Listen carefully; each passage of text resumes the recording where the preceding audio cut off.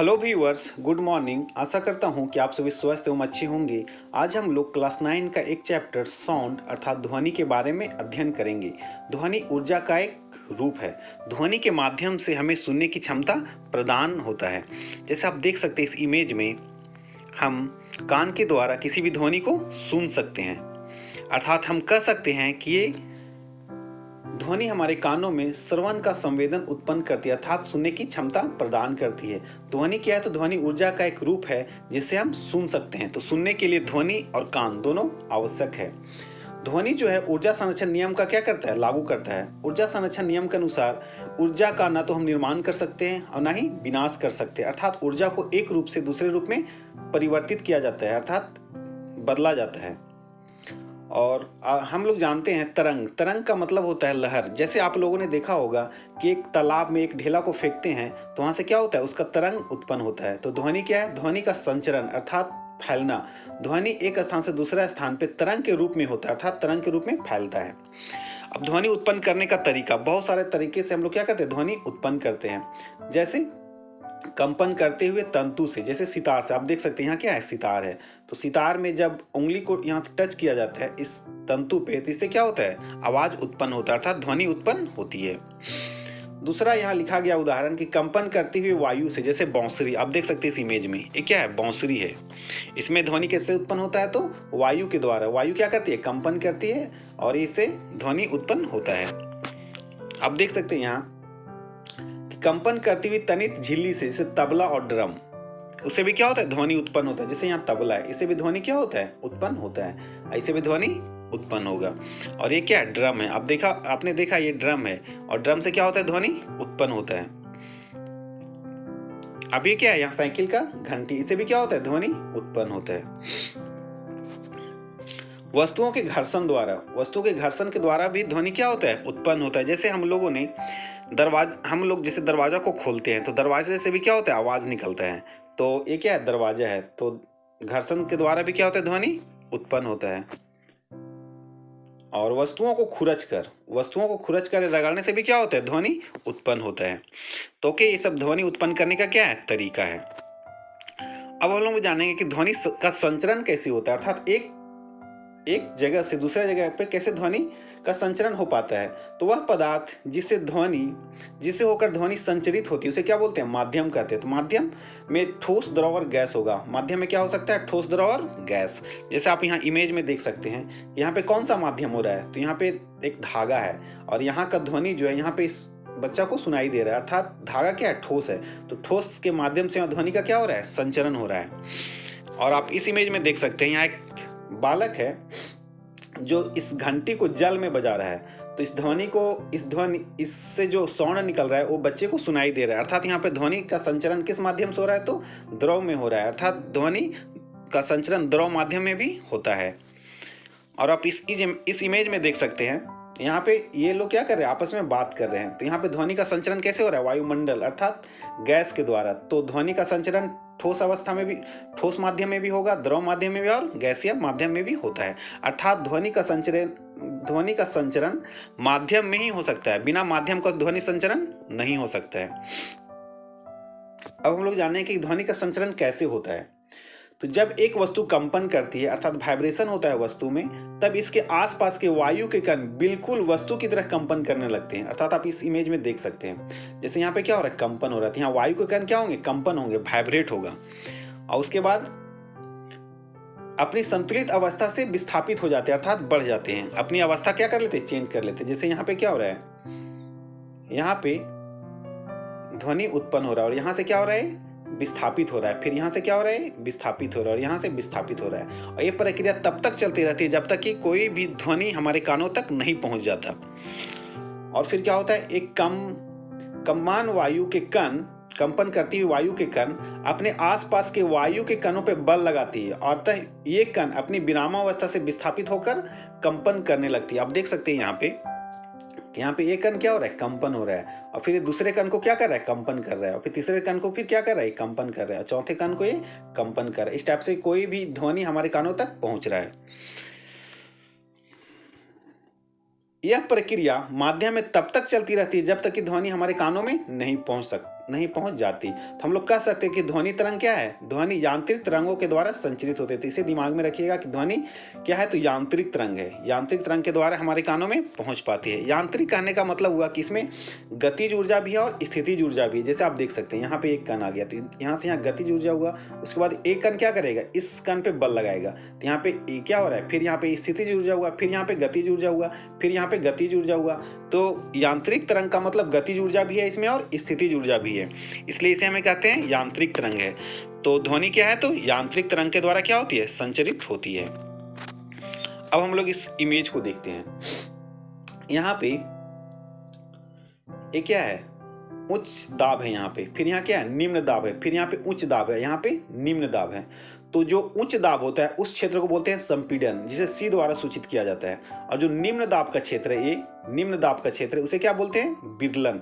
जैसे आप कहीं से अगर ध्वनि उत्पन्न होता है तो आप देख सकते हैं यहाँ पे ये क्या है, यहाँ का ध्वनि उत्पन्न हो रहा है, तो यहाँ पे आप देख सकते हैं इस यहाँ पे क्या है, उच्च दाब क्षेत्र है, और यहाँ पे क्या है, निम्न दाब क्षेत्र है। तो उच्च दाब क्षेत्रों को क्या बोलते हैं, संपीड़न, और निम्न दाब क्षेत्रों को क्या बोलते हैं, जैसे आप इमेज में देखिए यहाँ क्या है, निम्न दाब क्षेत्र, यहाँ भी निम्न दाब क्षेत्र, यहाँ पे उच्च दाब क्षेत्र है। तो निम्न दाब वाले क्षेत्र को विरलन बोलते हैं और उच्च दाब वाले क्षेत्र को संपीड़न बोलते हैं। तो आप इस इमेज में भी देख सकते हैं क्या है, यहाँ का ऊर्जा का स्रोत है, यहाँ से ऊर्जा क्या, यहाँ सॉरी ये क्या है, ध्वनि का स्रोत है, यहाँ पे ध्वनि क्या हो रहा है, उत्पन्न हो रहा है। तो आप देख सकते हैं यहाँ पे हो गया ए संपीड़न, ए विरलन, ए संपीड़न और ये विरलन। तो देखिए यहाँ पे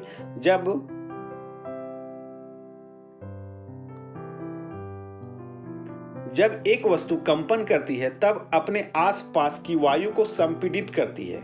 इस प्रकार क्या होता है, उच्च घनत्व या दाब का क्षेत्र बनता है, अर्थात उच्च दाब वाले क्षेत्र को क्या बोलते हैं, संपीड़न कहते हैं, जिसे सी द्वारा सूचित किया जाता है।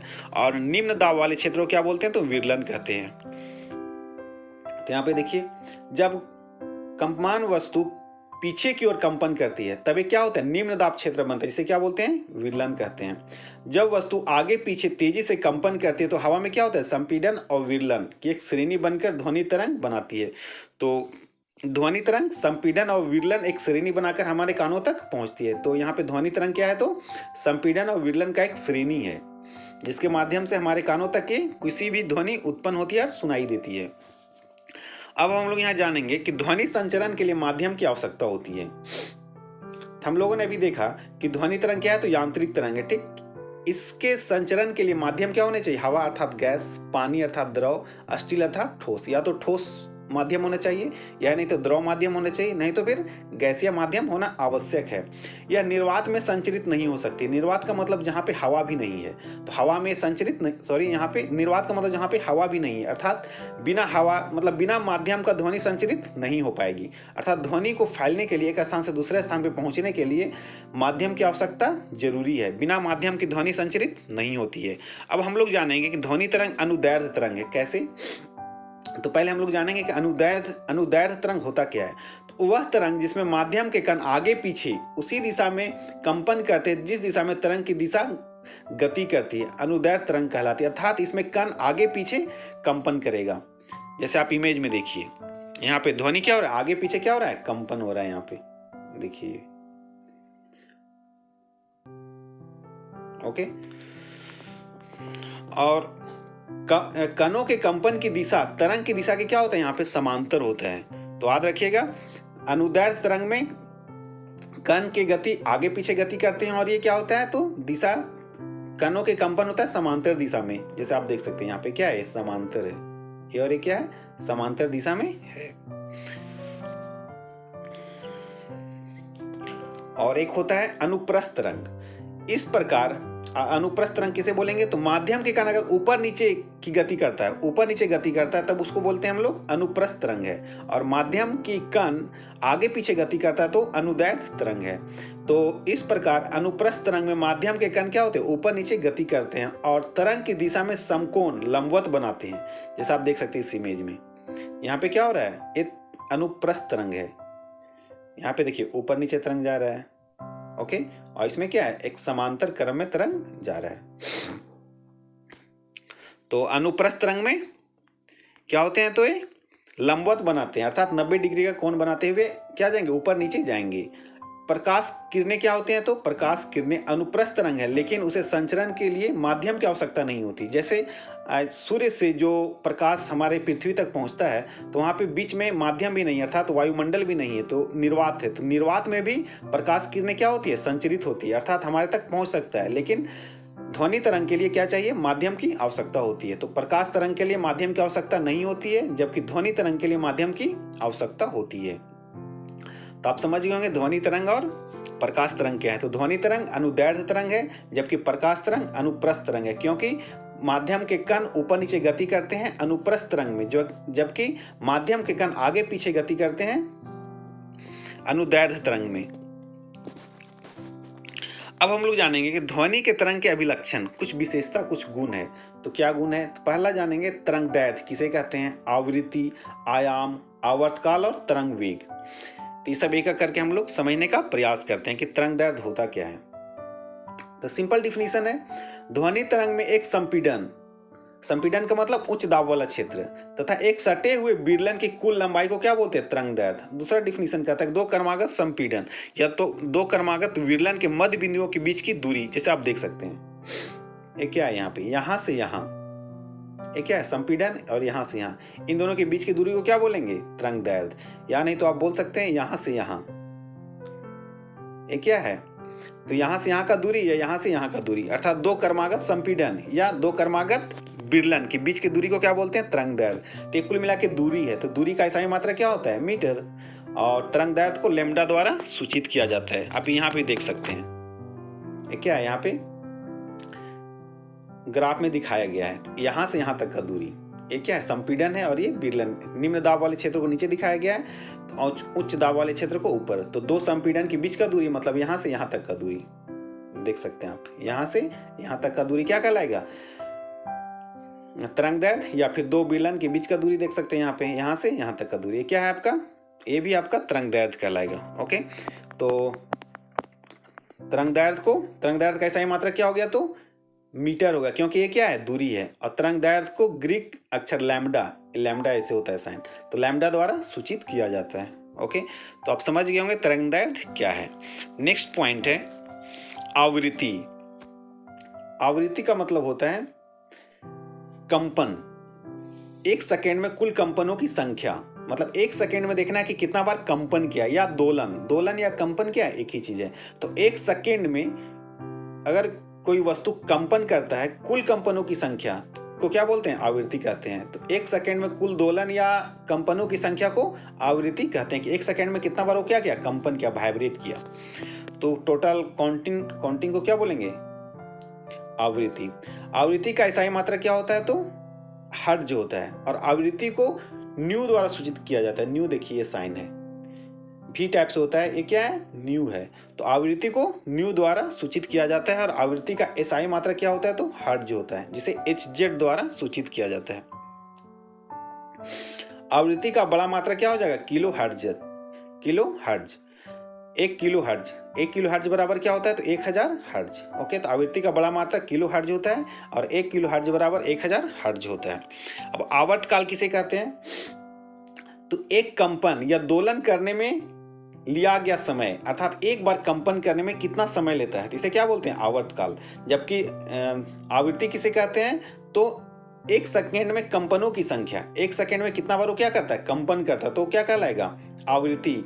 और एक कंपन करने में अगर कितना समय लेता है तो वो कहलाता है आवर्तकाल। अर्थात आवृत्ति और आवर्तकाल एक दूसरे के क्या है? व्युत्क्रमानुपाती हैं। ओके, तो आवर्तकाल का इकाई मात्रा, आवर्तकाल क्या है? समय है। तो आवर्तकाल का इकाई मात्रा क्या हो जाएगा? सेकेंड। इसे कैपिटल T द्वारा सूचित किया जाता है। तो हम लोग कह सकते हैं कि किसी तरंग की आवृत्ति आवर्तकाल का व्युत्क्रमानुपाती होता है। अर्थात हम लोगों ने देखा अभी कि आवृत्ति को न्यू द्वारा सूचित किया जाता है। तो न्यू बराबर क्या हो जाएगा? 1/T। ओके, यहाँ पे क्या है? गलत लिखा हुआ है। तो न्यू बराबर क्या हो जाएगा? ये न्यू होना चाहिए था। न्यू बराबर 1/T। तो एक फॉर्मूला हो जाएगा, इसे याद रखिएगा। न्यू बराबर क्या होता है? तो 1/T। अब हम लोग जानते हैं आयाम क्या होता है, जिसका अंग्रेजी एम्पलीट्यूड होता है।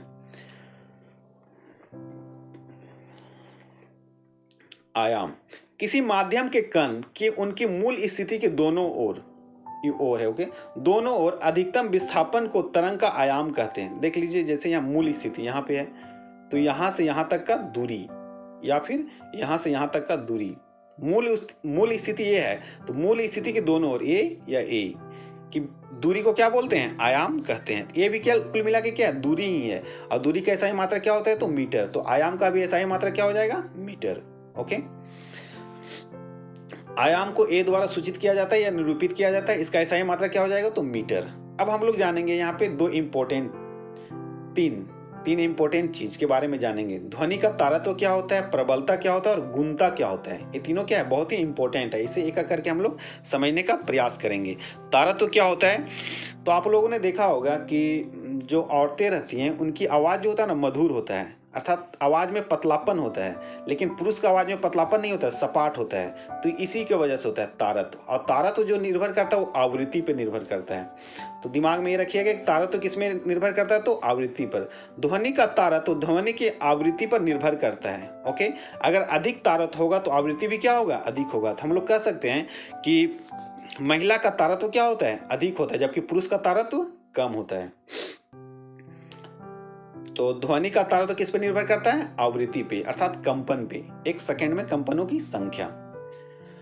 तो यह आवृत्ति के समानुपाती होता है, अर्थात ज्यादा ऊंचा आवृत्ति का तारत्व, कम आवृत्ति निम्न तारत्व। तो ज्यादा आवृत्ति रहेगा तो क्या रहेगा? उच्च तारत्व होगा, कम आवृत्ति रहेगा तो निम्न तारत्व होगा।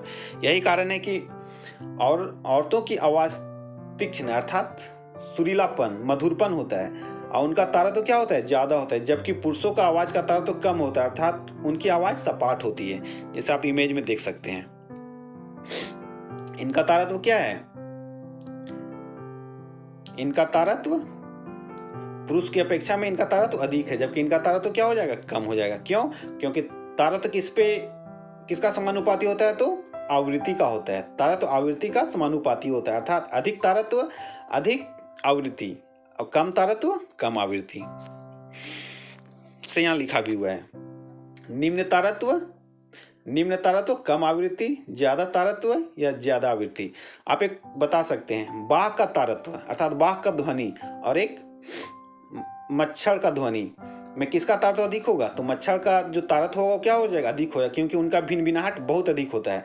जबकि शेर का गर्जन होता है, तो शेर का तारत्व क्या हो जाएगा? कम हो जाएगा, और मच्छर का तारत्व अधिक हो जाएगा। आप इस इमेज में देख सकते हैं। उच्च तारत्व का मतलब यहाँ पे देख सकते हैं कि इसका आवृत्ति क्या है? जल्दी जल्दी आ रहा है। जबकि यहाँ पे क्या है? निम्न तारत्व है, तो यहाँ पे क्या आ रहा है? आवृत्ति का मतलब जल्दी जल्दी नहीं आ रहा है। तो उच्च तारत्व में आवृत्ति क्या होगा? फ्रीक्वेंसी जल्दी जल्दी होगा, जबकि निम्न तारत्व में फ्रीक्वेंसी जल्दी जल्दी नहीं होगा। अब हम लोग जानते हैं प्रबलता। तो प्रबलता जो है वो आयाम पर निर्भर करता है। तब यहाँ कह सकते हैं कि पुरुषों में प्रबलता क्या होता है? अधिक होता है, जबकि स्त्रियों में प्रबलता कम होता है। तो प्रबलता, ध्वनि की प्रबलता ध्वनि तरंगों के आयाम पर निर्भर करता है, अर्थात प्रबलता आयाम का क्या हो गया? समानुपाती हो गया। कानों में प्रति सेकंड पहुंचने वाली ध्वनि ऊर्जा की मापन को क्या बोलते हैं? प्रबलता कहते हैं। कि कितना कानों में आपके एक सेकंड में ध्वनि ऊर्जा पहुंच रहा है, और उसको अगर माप कर लेते तो यही क्या कहलाता है? प्रबलता कहलाता है। तो यहाँ आप समझ सकते हैं, प्रबल ध्वनि में ज्यादा ऊर्जा लगेगा और ज्यादा आयाम होगा। अगर ऊंचा ध्वनि है, उच्च प्रबल ध्वनि है, तो उसमें आयाम क्या होगा? ज्यादा होगा। और मृदु ध्वनि है तो उसमें कम ऊर्जा लगेगा और कम आयाम होगा। तो पुरुषों का प्रबलता अधिक होता है, जबकि स्त्रियों में तारत्व क्या होता है? अधिक होता है। और तारत्व आवृत्ति पे निर्भर करता है, जबकि प्रबलता आयाम पे निर्भर करता है। ओके, प्रबलता को डेसिबल अर्थात डीबी में मापा जाता है। याद रखिएगा इसे, प्रबलता को डीबी में मापा जाता है। जैसे पुरुष है तो इनका प्रबलता क्या होगा? अधिक होगा। ओके, क्योंकि प्रबलता किस पे निर्भर करता है? तो आयाम पे निर्भर करता है। तो यहाँ पे मृदु ध्वनि हो गई और ये प्रबल ध्वनि हो गया। तो इसमें आयाम देखिए अधिक है, ऊपर नीचे इधर आयाम क्या है? इसका अधिक है, जबकि यहाँ पे आयाम क्या है? कम है। तो मृदु ध्वनि का हो गया, अरे प्रबल ध्वनि का हो गया। अब हम लोग जानते हैं गुणता। गुणता क्या होता है? तो आप लोगों ने देखा होगा कि एक माँ है और एक चाची है, तो फोन पे आप पहचान लेते हैं कि वो माँ की आवाज है और ये चाची का आवाज है। तो आवाज जो पहचानते हैं उसी को क्या बोलते हैं? गुणता। ओके, ये क्या करता है? समान तारत्व। अब दोनों क्या है? महिला है, लेकिन दोनों का तारत्व क्या है? समान है। अब प्रबलता के ध्वनियों के अंतर करने में सहायता करता है कौन? गुणता। तो गुणता क्या करेगा? समान तारत्व या समान प्रबलता रहेगा उस ध्वनि को क्या कर लेगा, अंतर कर लेगा। अर्थात चाचा जी का आवाज और पापा जी का आवाज दोनों को आप अंतर कर सकते हैं। किसके माध्यम से, गुणता के माध्यम से। आप आवाज को पहचान लेते हैं कि इनका आवाज है और ये उनका आवाज है। तो क्यों, तो क्योंकि गुणता। तो गुणता क्या करता है, ध्वनियों को अंतर करने में सहायता करता है। आप पहचान सकते हैं। जैसे यहाँ पे दीदी बनाई हुई है, ये छोटी दीदी और ये बड़ी दीदी। छोटी दीदी है, बड़ी दीदी। तो बड़ी दीदी का भी आवाज आप पहचान लेते हैं और छोटी दीदी का भी आवाज क्या कर लेते हैं, आप पहचान लेते हैं। किस वजह से, तो गुणता की वजह से। तो आवाज पहचानते किस वजह से हैं, गुणता के कारण। अब हम लोग जानते हैं तरंग वेग कि तरंग वेग क्या होता है। तो वेग के बारे में आप लोगों ने पढ़ा होगा। वेग क्या होता है, एक निश्चित दिशा में 1 सेकंड में तय की गई दूरी होता है। तो उसी प्रकार यहाँ क्या है, तरंग वेग है। तो एक तरंग वेग द्वारा 1 सेकंड में तय की गई दूरी, अर्थात जो वेग का इकाई मात्रक होगा वही तरंग वेग का भी इकाई मात्रक होगा। तो तरंग वेग का इकाई मात्रक क्या हो जाएगा, मीटर प्रति सेकेंड। इसे लिखते हैं मीटर प्रति सेकेंड, या फिर इसे ऐसे भी लिखा जाता है मीटर और इसके पावर में -1। तो ये भी मीटर प्रति सेकेंड हुआ, यहाँ पे लिखा हुआ है, या फिर मीटर प्रति सेकेंड लिखते हैं इस टाइप से। तो तरंग वेग का इकाई मात्रक मीटर प्रति सेकेंड। अब वेग है तो एक सदिश होगा या अदिश राशि, तो ये सदिश राशि होगा, क्योंकि वेग हम लोग जानते हैं कि वेग क्या होता है, सदिश राशि होता है। अब हम लोगों ने देखा अभी चली गई दूरी, यहाँ पे दूरी क्या था, लेमडा था। तो वेग बराबर क्या हो जाएगा, v by lambda, v equal to lambda by T, क्योंकि लिया गया समय को यहाँ आवर्तकाल द्वारा सूचित किया जा रहा है। लिया गया समय आवर्तकाल है और चली गई दूरी लेमडा है। तो एक फॉर्मूला हो गया v बराबर लेमडा बाय टी। और हम लोगों ने अभी तुरंत देखा कि न्यू बराबर क्या होता है, 1/t होता है। तो आप यहाँ पे एक फॉर्मूला बना सकते हैं कि v बराबर क्या हो गया, लेमडा इंटू न्यू। ओके, जो कि यहाँ लिखा हुआ है। तो v बराबर लेमडा इंटू न्यू, इस फॉर्मूला का यूज करके अभी हम लोग एक सवाल बनाएंगे। तो वेग बराबर क्या हो गया, लेमडा का मतलब तरंग दैर्घ्य, न्यू का मतलब आवृत्ति। तो यही तरंग समीकरण हो गया। वेग बराबर क्या हुआ, तरंग दैर्घ्य गुने आवृत्ति। जैसे आप एक यहाँ एक सवाल देख सकते हैं, एक ध्वनि तरंग का आवर्तकाल कितना दिया हुआ है, 0.053। इसकी आवृत्ति क्या होगा, सिंपल सा फॉर्मूला है, ये क्या है, न्यू है। तो न्यू बराबर क्या होता है, 1/t। तो न्यू बराबर 1/t, 1 हो गया। और टी का वैल्यू कितना दिया हुआ है इसको, और इसको सॉल्व करें तो कितना होगा, 20 Hz। ओके, तो ध्वनि की आवृत्ति कितना हो जाएगा, 20 Hz। अब हम लोग जानेंगे कि विभिन्न माध्यमों में ध्वनि की चाल क्या होता है। ठोस में ध्वनि का चाल अधिक होगा या द्रव में या गैस में। तो ठोस में ध्वनि का चाल क्या होता है, अधिक होता है। द्रव में उससे कम होता है, और सबसे कम किस में होता है, तो गैस में होता है। तो ध्वनि की चाल के गुणों पर निर्भर करती है जिससे यह संचरित होती है। तो यह गैस में सबसे कम होगा, द्रव में ज्यादा होगा, ठोस में क्या होगा, सबसे अधिक होगा। तो याद रखिएगा, ध्वनि का चाल ठोस में क्या होता है, सबसे अधिक होता है, गैस में सबसे कम होता है, और द्रव में गैस से ज्यादा और ठोस से कम होता है। अब ध्वनि का चाल तापमान बढ़ने के साथ बढ़ती है। जैसे एक लोहा को गर्म करके अगर उस पर थोड़ा सा मारा जाए तो उसका जो ध्वनि उत्पन्न होगा वो बहुत दूर तक सुनाई देगा। ओके, तो ध्वनि की चाल तापमान बढ़ने पे क्या होता है, बढ़ जाता है। जैसे यहाँ के तापमान क्या है, बढ़ा हुआ है, ठीक। तो तापमान बढ़ने पे ध्वनि का चाल बढ़ जाता है। हवा में आर्द्रता, आर्द्रता का मतलब होता है कि हवा में पानी का कुछ कण हो, अंश हो। हवा में आर्द्रता बढ़ने के साथ ध्वनि का चाल क्या होता है, बढ़ जाता है। इसलिए रात के समय में ध्वनि क्या होता है, बहुत दूर तक, एक कोई व्यक्ति आवाज देता है तो उसका ध्वनि बहुत दूर तक सुनाई देता है। क्यों, क्योंकि आर्द्रता वाला समय रहता है। रात के समय क्या होता है, आर्द्रता का समय रहता है, इसलिए ध्वनि क्या होता है, बहुत दूर तक सुनाई देता है। प्रकाश की चाल ध्वनि के चाल से क्या होता है, अधिक होता है। यही वजह है कि जब मौसम या फिर वायुमंडल में तड़ित गरजता है तो आपको प्रकाश पहले दिखाई देता होगा और ध्वनि बाद में सुनाई देता होगा। या फिर अब जब आप टीवी को खोलते हैं तो टीवी का जो लाइट है, टीवी का जो इमेज उसमें आता है तो वो पहले आ जाएगा, उसके बाद साउंड आएगा। क्यों, क्योंकि प्रकाश का चाल क्या है, अधिक है। किससे, ध्वनि के चाल से। तो याद रखिएगा, प्रकाश की चाल ध्वनि के चाल से अधिक होता है। यही वजह है कि तड़ित का जो गर्जन है वो लेट से सुनाई देता है, जबकि उसका प्रकाश जो होता है वो पहले दिखाई देता है। ओके, और एक इंपॉर्टेंट चीज यहाँ पे लिखा है, ध्वनि की चाल 22 डिग्री सेल्सियस पे कितना है, तो 344 मीटर प्रति सेकेंड। याद रखिएगा, 344 मीटर प्रति सेकेंड। एक गर्जन हो गया। अब हम लोग जानते हैं छोटा छोटा डिफिनीशन है। क्या डिफिनीशन है, टोन किसे कहते हैं, तो एक एकल आवृत्ति की ध्वनि को टोन बोलते हैं। जैसे रिंग टोन बजता है ना मोबाइल में, वही हो गया टोन। एकल आवृत्ति करता है, उसका फ्रीक्वेंसी एक ही रहेगा। स्वर क्या रहेगा कि अनेक ध्वनियों के मिश्रण को क्या बोलते हैं, स्वर। जैसे आप रेडियो में सुनते होंगे गाना, इसमें क्या होता है, बहुत ही मधुर संगीत सुनाई देता है। ओके। और ये रिंग टोन यहाँ पे जैसे टोन निकलता है मोबाइल से, तो हो गया एकल आवृत्ति के ध्वनि को क्या बोलेंगे, टोन। शोर किसे बोलेंगे, तो बहुत सारा साउंड एक साथ सुनाई देता है, जैसे बहुत सारा, जैसे गाड़ी जाम हो जाता है कहीं पे, अब देख सकते हैं यहाँ पे गाड़ी क्या है, यहाँ पे जाम लगा हुआ है, तो यहाँ पे साउंड क्या है, बहुत ज़्यादा सुनाई देगा सबको, मतलब अलग अलग आवृत्ति का ध्वनि सुनाई देगा, जिसे शोर बोलते हैं। मतलब यहाँ पर रहना बहुत ही मुश्किल होता है। और संगीत किसे कहते हैं, तो संगीत सुनने में सुखद होता है और इसकी गुणता अच्छी होती है, मतलब सुनने में क्या सुखद लगेगा, अच्छा लगेगा, तो ये संगीत होगा। जैसे म्यूजिक आप लोग सुनते होंगे घर में। ओके, अब हम लोग जानते हैं कि श्रव्यता परिसर क्या होता है। श्रव्यता का मतलब सुनाई देना, तो किस रेंज में हमको सुनाई देगा, तो मनुष्य में श्रव्यता का परिसर 20 Hz से 20,000 Hz तक होता है, याद रखिएगा। मनुष्य में श्रव्यता का परिसर कितना है, तो 20 Hz से 20,000 Hz तक, 20,000 के Hz, 20,000,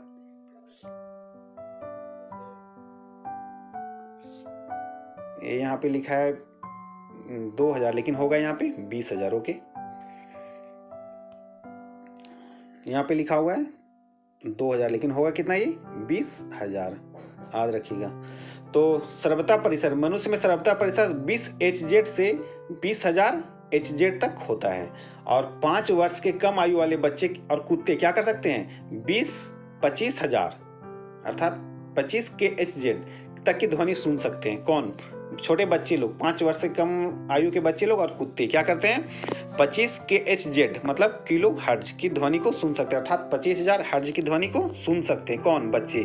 मनुष्य, बड़े मनुष्य नहीं सुन पाएंगे, लेकिन बच्चे सुन लेंगे और कुत्ते सुन लेंगे। जैसे इमेज में आप देख सकते हैं, ये सब बच्चे 25 के Hz तक की भी ध्वनि को क्या कर लेते हैं, लोग सुन लेते हैं। और ये क्या है, कुत्ता है, ये भी सुन लेगा। कितना का ध्वनि, 25 के Hz मतलब 25,000 Hz, 25,000 Hz। ओके, और किलो ऐसे ही लिखेंगे, नहीं तो फिर 25 के Hz मतलब किलो हर्ज लिखेंगे, तो कुत्ता और छोटा बच्चा सुन लेता है, तो उसे बोलते हैं श्रव्यता परिसर। अब कौन सा ध्वनि को नहीं सुन पाएंगे हम लोग, तो 20 Hz से कम की ध्वनि की आवृत्ति, कम आवृत्ति की ध्वनि को अश्रव्य बोलते हैं या इंफ्रासोनिक साउंड बोलते हैं, तो इस आवृत्ति को हम लोग नहीं सुन सकते हैं। तो 20 Hz से कम की आवृत्ति की ध्वनि को क्या बोलते हैं, अश्रव्य ध्वनि। तो कंपन करता हुआ सरल लोलक अश्रव्य ध्वनि को उत्पन्न करता है, जैसे आप देख सकते हैं इमेज में, ये क्या है, सरल लोलक है। इससे जो ध्वनि होगा वो 20 Hz से कम होगा। ओके, गैंडे 5 Hz की आवृत्ति ध्वनि को एक दूसरे से संपर्क करते हैं। मतलब देखिए, गैंडा जो होता है वो 5 Hz मतलब 5 हर्ज की आवृत्ति को ध्वनि से एक दूसरे को क्या करते हैं, संपर्क करते हैं। हाथी, वेल और श्रव्य ध्वनि उत्पन्न करते हैं। तो गैंडे देखिए यहाँ पे हैं, ये क्या है, गैंडा है। 5 Hz की ध्वनि से एक दूसरे में संपर्क में रहते हैं। मनुष्य उस ध्वनि को नहीं सुन सकता है। और ये क्या है आपका, वेल है, और ये हाथी है। तो ये लोग क्या करते हैं, 5 Hz की ध्वनि उत्पन्न करते हैं। ओके, अब हम लोग जानेंगे 20 किलो हर्ज से अधिक की ध्वनि को क्या बोलते हैं, आवृत्ति के ध्वनियों का प्रश्रव्य क्या बोलते हैं, अल्ट्रासोनिक वेव। ओके, तो याद रखिएगा 20 किलो हर्ज या 20,000 हर्ज, 20 किलो हर्ज या 20,000 हर्ज से अधिक की आवृत्ति की ध्वनि को क्या बोलते हैं, प्रश्रव्य ध्वनि कहते हैं। और ये इसको या तो फिर दूसरा नाम क्या है, प्राध्वनि कहते हैं। ओके, कुत्ते, डॉल्फिन, चमगादड़, पोरपाइस तथा चूहे प्राध्वनि को सुन सकते हैं। कौन कौन, देखिए आप कुत्ते यहाँ देख सकते हैं, डॉल्फिन देखिए यहाँ पे है, ये क्या है, डॉल्फिन है, ये चमगादड़ है। ओके, और ये पोरपाइस है, ये सब ध्वनि को सुन सकता है। जबकि चूहा, और ये चूहा क्या कर सकता है, और कुत्ता 20,000 की ध्वनि को उत्पन्न कर सकता है। 20,000 हर्ज की ध्वनि को ये लोग क्या करते हैं, उत्पन्न कर सकते हैं। ओके, अब एक मशीन है, आप इस मशीन को ध्यान से देखिए। जिनको कम सुनाई देता है उनके लिए मशीन है, इस मशीन का यूज किया जाता है ताकि उन्हें अच्छी तरीका से सुनाई दे। तो आप यहाँ पे देख सकते हैं क्या होता है, तो श्रवण सहायक युक्तियां मतलब सुनने में सहायता करता है। ये क्या होता है, यह बैटरी चालित इलेक्ट्रॉनिक मशीन है। बैटरी से चलने वाला क्या है, इलेक्ट्रॉनिक मशीन है। इसे चार्ज कर लीजिए और ये सुनाई देता है। किसको सुनने के लिए काम आता है, जो कम सुनने वाले लोगों को प्रयोग की जाती है, जो कम सुनते हैं। इसमें क्या होता है, तो माइक्रोफोन ध्वनि को याद रखिएगा, यहाँ पे एक इंपॉर्टेंट चीज लिखा हुआ, माइक्रोफोन जो होता है वो ध्वनि ऊर्जा को विद्युत ऊर्जा में बदल देता है। ओके, माइक्रोफोन क्या करता है, ध्वनि ऊर्जा को विद्युत ऊर्जा में बदल देता है। और एक स्पीकर लगा होता है और जिससे हमको क्या होता है, साफ साफ सुनाई देता है। तो इसमें बस इतना ही दिमाग में रखिएगा कि माइक्रोफोन क्या करता है, तो ध्वनि ऊर्जा को विद्युत संकेतों में बदल देता है। और यही क्या है, श्रवण सहायक युक्ति। आशा करता हूं कि आप सभी बिंदुओं को अच्छी तरह से समझ गए होंगे। So thank you watching this video. Bye, take care.